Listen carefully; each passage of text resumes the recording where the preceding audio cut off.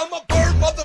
I'm a bird. Ex-Crunchyroll producer says they view all anime as hentai or shonen in interview. This is pretty bad. That's weird. Like a company that is responsible for anime in North America, not even North America, like they're responsible for providing anime in the West itself, in the English-speaking consumers. Yeah. Specifically, producer saying that anime is just hentai. That is really weird. This right here explains so much on what is wrong with the current anime industry. You have these individuals that have seen how popular anime has been in these last 4 to 5 years, and they have came into the anime space to be able to make as much money as possible without actually fully acquainting themselves or even understanding the culture of anime and manga, and wearing a suit just to make... How do people like this even get hired in those specific industries, like in games, in anime, in all that stuff? How do they slither in? Nepotism? No, I believe it's the portfolio. Portfolio of what? If you don't Business. yeah, but if you don't understand the industry, the portfolio will be worthless. Make as much business deals as they can, and labeling everything what they think it is, aka either adult content, or in this case, a shonen anime series. This is very disrespectful, and this is an article that I became aware of, and it's thanks to this interview right here from Marisa, talking about her time as an ex-Crunchyroll employee, but also when she worked with Netflix as well. This is very informative, and this is an hour and 20-minute, video. I'll have this linked in the description if you guys want to watch it for yourself. It's very interesting. It really gives us a lot of good insight into just some of the decisions that Crunchyroll has made throughout the years, but also the decisions that Netflix makes and various other companies within the anime industry. Now, obviously, as you can see by the title, the main subject at hand is just how these people in suits have no idea what they're talking about when it comes to anime and manga, and that they will label things all adult content, even though it's clear it's not. Like, for instance, that means they're calling, let's say, Blue Box adult content. That means they're calling something that is just very slice-of-life-ish with no ecchi content, just very family-orientated, apparently, adult content. Yeah, I see a lot of problems with that. Imagine labeling something, for example, like One Piece as adult content. That'll be under shonen. And imagine Spy X Family. Under adult content, yeah. Crazy word, guys. You can't use that. You can't. I would understand if you would label something like Prison School under adult content. 100% support that. But if you're like labeling like small little innocent anime, either hentai or shonen, like what's a cute little anime that's neither hentai nor shonen? Recovery of an MMO Junkie. By the way, great anime, heavily recommended. It's literally an anime about a neat woman who gets back into MMOs and reconnects with her long lost friend online. It's pretty cringe, man, and it just once again shows the complete disconnect of the people that are in charge of these companies. They have no idea what anime really means to the community, but also them.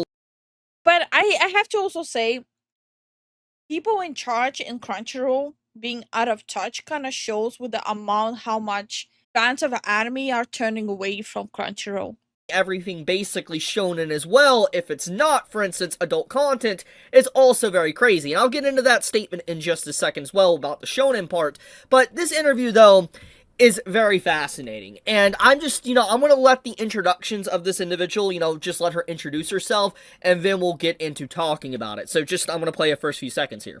I'm so thrilled that you're here. And so just for those who don't know, I'm going to just read a little brief introduction as to who you are.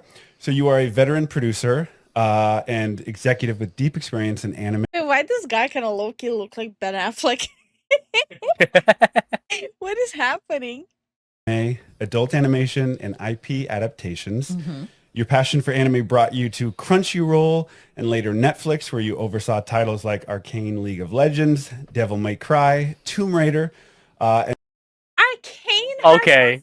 Wait. Arcane has more spicy scenes than even the anime I personally watch. The anime I watch, I'm sorry, is like genuinely the most innocent thing in the world. So you cannot put everything under the same umbrella. Like, I'm sorry, but like this person is huffing something. And most recently, you launched Culture Misfit, a consulting firm for animated film and television. Oh no. Oh no. Oh no. Consulting firm for anime and television. A person who thinks anime is just hentai. This person looks like a person that would do that. That is bad. I did. So basically, as you can see, that's her introduction, and if you go and look her up on LinkedIn, you'll see what she has done throughout the years, and it goes back quite a bit. It goes back all the way basically to 2007, but you can see when she really started diving into the anime culture and anime community was basically back in 2017 of November, becoming a creative executive of originals. She did that for 1 year. She was development and production executive of originals for 2 years and 1 month, and then she became a senior developer, production, and content executive in August of 2021 for 6 months. And then she eventually left the company after 3 years of working for Crunchyroll. She went to Netflix and she went over and oversaw a bunch of different things like Captain Laserhawk, Devil May Cry, Dragon.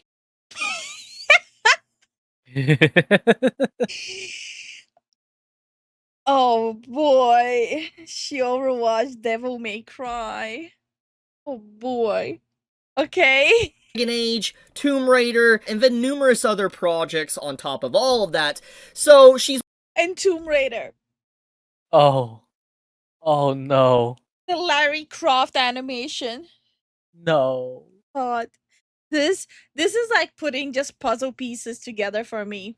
She's worked at, Netflix as well, which she stopped working back in of March of last year. She worked there for 2 years and 7 months, and then now she went out to found her own, company or project, which is called Cultural Misfits. Don't really know too much about them. You can Provide consulting services including script notes, pitch review / feedback, and development consulting. Producing services include consultation on story / script development, inclusive of visual development, packaging, studio management, pipeline management, and notes feedback from development through post-production. Consulting services cover film and television with a specialty in anime, adult animation, and IP adaptation. Oh my god, is this the anime Sweet Baby Inc? You found them. No, like quite genuinely. It's my number one question. Is this the anime Sweet Baby Inc? Culture Misfits. Ultra Misfits. I guess we gotta keep an eye on them now. Oh, I will 100% keep an eye on this. What the hell?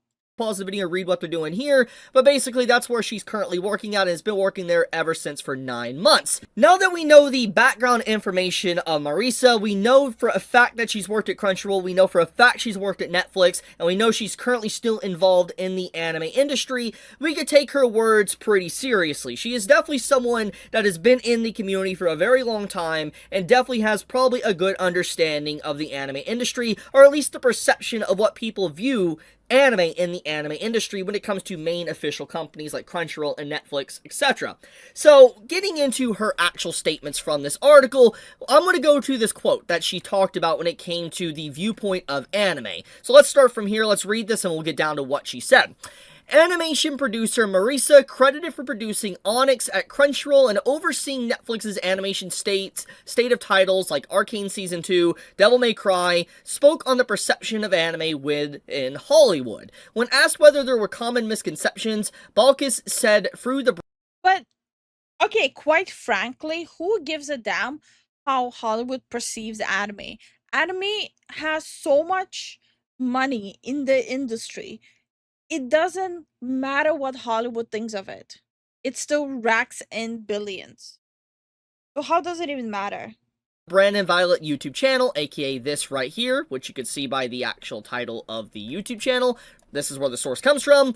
This is what she went on record to say. I think so, yeah. I think that there are some generations within our industry that view anime as adult content or something weird, which is really unfortunate. Or there are people who just associate anime with shonen anime and what's ever coming out of Shonen Jump and nothing else, which is really unfortunate because obviously there's every medium under the sun that anime offers. Yeah, I think those are the biggest misconceptions, or that anything that pertains to what women want to watch or consume has to involve magical girls in some way. Wait. I have to reread this to actually properly process. I think so, yeah. I think there are still some generations within our industry that view anime as prawn or something weird, which is really unfortunate. Or these are people who just associate anime with shonen anime and whatever is coming out of Shonen Jump. Shonen Jump is just a name. There's so many different things on Shonen Jump. Just There's also other publishing houses. yeah. No, right now I'm just talking about Shonen Jump. Just because something is out of Shonen Jump doesn't mean shonen. Which is really unfortunate because obviously there are every medium under the sun that anime offers. Yeah, I think that those are the biggest misconceptions. Okay. Way. So this gives us a lot of good insight into just what Marisa saw as an executive, as a producer for anime for Crunchyroll Netflix, and what the common person in charge of production, or at least producing anime, thinks of anime. And this is pretty scary. And it really just goes to show, once again, why there is such a disconnect with, let's say, the community, and why there's such a driven push to censor a lot of content. I think the disconnect is happening from the fact that the community actually consumes anime, and the people who are in charge of providing anime in the West are not interested in consuming their own product. So they don't grasp the understanding of what anime actually can offer. It's same as in the gaming industry, what's happening right now. Yeah. Especially a lot of the AAA companies, they're providing a product, but they themselves don't know what exactly the community wants. And why we have seen an uptick of that, to where things that normally would slide in old anime back in the early 2000s, late 2000s, early to 2010s, and even sometimes the late 2010s, you no longer see as often as you once did, especially when some of these companies are involved with the production. It's pretty scary, and it also showcases that why there's just so much pandering to certain audiences or anime, for instance, like shonen, instead of other projects as well, because they view everything as shonen. That's what they view as, and if it's not shonen, it's literally an adult anime or an adult show. That's what they view it as, and it's pretty crazy. It's actually crazy just to see this type of statement from an official, because this should come as no surprise from what we have seen, but it's still crazy, regardless. There is another statement that she went on record to say, which is from another article that comes from this exact same interview, and it says, they took it away. Former Crunchyroll producer reveals they tried to produce Splinter Cell and Captain Laserhawk, but Netflix outbid them both times. So what this article is, it's basically from the exact same interview, from this 1 hour and 20-minute interview, but this article basically talks about how Netflix, when she was working at Crunchyroll, Netflix would outbid Crunchyroll for licensing for anime. For instance, when it came to, like Captain Laserhawk or Splinter Cell, Netflix would just buy the rights instantly, and there was just nothing Crunchyroll could do. For those that... Yeah, it's called money. You got outbid. That's about it. Yeah, skill issue. In a recent interview, producer and animation consultant Marissa shared that her former employer, Crunchyroll, attempted to produce a Splinter Cell, Death Watch, and Captain Laserhawk animated series, but was outbid both times by Netflix. Baku's production credits include Onyx at Crunchyroll. She also oversaw the production of Arcane. Oh, okay, it's just the same thing repeated. Okay, she oversaw production of Arcane Season 2, Devil May Cry, Boo, Blood of Zeus Season 2 and 3, Larry Croft, and ironically Captain Laserhawk following her departure from Crunchyroll to Netflix. By the way, Captain Laserhawk, I don't hear anyone talk about it. I don't know. Yeah, I never heard anyone even talk about it. don't Never know heard of what this really means, let me explain. So basically, when a company, is about to license a show to be able to distribute it into different countries, let's say in the United States, they need to buy a license for it from these companies in Japan to be able to, distribute it. And obviously, if it comes to the table, there's going to be a bidding war. For instance, let's say the starting price is $1 million, okay? And let's say Netflix and Crunchyroll both offer $1 million.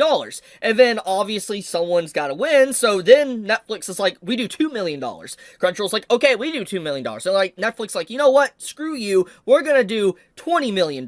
And obviously, as the bid goes higher, it's very clear which company has deeper pockets. Netflix. They do. It's very obvious. So when you think about that situation, there's no way in hell that Crunchyroll could theoretically outbid Netflix if they truly wanted a series. Well, yeah. So that's basically what's being said here, is that Crunchyroll multiple times throughout, the industry has been outbid by Netflix themselves, which would explain why some things have constantly been taken from Crunchyroll, but also would explain why... I do want to underline, this shouldn't be a surprise to absolutely anyone on the planet Earth, because that's literally how licensing bidding happens. It happens everywhere. It happens with gaming right now too. Like, as we speak, there's bidding for StarCraft happening. Don't remind me. It's sad. Or like even with Baldur's Gate. It was literally just buying the rights from Wizards of the Coast to make Baldur's Gate. That's true. It's a very standard thing in the entertainment industry. Would it be games? Would it be shows, movies, anime? It doesn't matter. It's a very standard. Warhammer. Yeah, Warhammer is a good It's example. the biggest case. Yeah. have constantly been taken from Crunchyroll, but also it explained why Crunchyroll is so greedy to soak up as many series as they possibly can, which gets into the current issue that we've had, for instance, with Please Put Them On, which we know that they do. They try to grab as many licenses as they can in an effort to make as much money as they can without probably doing a lot of research into actually what they're licensing. That's probably something that's being added on with this entire knowledge that we're getting with these interviews, or this interview in particular. It's very fascinating, I gotta say. Like, I will say, at the grand scheme of things, what does this overall mean? Well, this shows that the people in charge of these companies really have no idea. Well, to be fair, I think no one is delusional enough to think that they do care or no. I think people who genuinely watch anime, they're not under the impression that Crunchyroll or Netflix has any idea what exactly they're doing. What anime culture is for a lot of people. They have no idea just how the community feels about things. They think that everything is either shonen or it is literally just sexual content. That's what they think it is. That's crazy. I think it's sad. I wouldn't say it's crazy. I genuinely think it's sad. But the only way this is going to change is if all these big, people in suits are rooted out and these companies get completely changed in management. I mean, it's very clear that Hollywood is stepping into the realm of anime. We have seen it, and this is a really good insight into that Hollywood really has sink their claws into the anime industry, and they're not really going to let go. And what is... I mean, again, we all saw that coming with all these shitty adaptations.